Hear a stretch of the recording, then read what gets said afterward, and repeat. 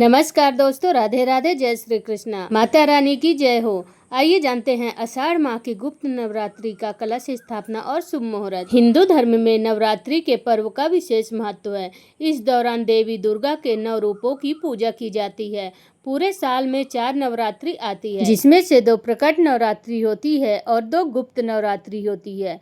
प्रकट नवरात्रियों में माँ दुर्गा के 9 स्वरूपों की पूजा की जाती है। गुप्त नवरात्रि साल में 2 बार आता है और दोनों का अपना अपना महत्व होता है कि गुप्त नवरात्रि में तंत्र साधना और 10 महाविद्याओं की उपासना की जाती है। ऐसे में आइए जानते हैं आषाढ़ नवरात्रि और कलश स्थापना का शुभ मुहूर्त। गुप्त नवरात्रि साधना और सिद्धि के लिए विशेष महत्व रखती है।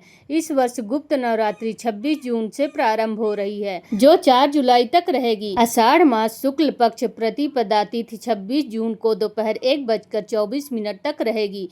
इसके बाद द्वितीया लग जाएगी। आपको बता दें कि गुप्त नवरात्रि पूरे 9 दिन ही रहेगी। गुप्त नवरात्रि गुरुवार से प्रतिपदा तिथि से शुरू हो रही है। इस दिन पृथ्वी पर अग्निवास होगा। अग्निवास पृथ्वी पर होता है तो हवन यज्ञ आदि विशेष लाभकारी, सफल एवं फलदायी होते हैं।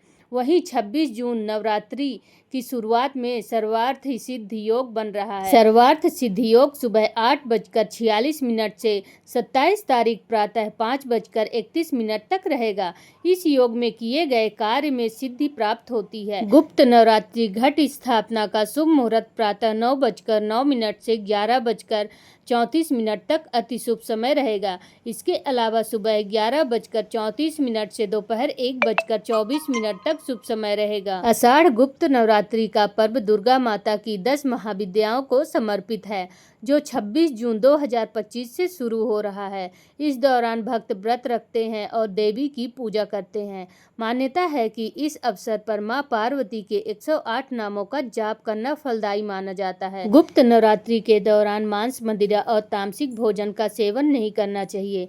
इस दौरान तंत्र साधना की जाती है, इसलिए इसकी पवित्रता को बनाए रखने के लिए तामसिक भोजन से परहेज करें।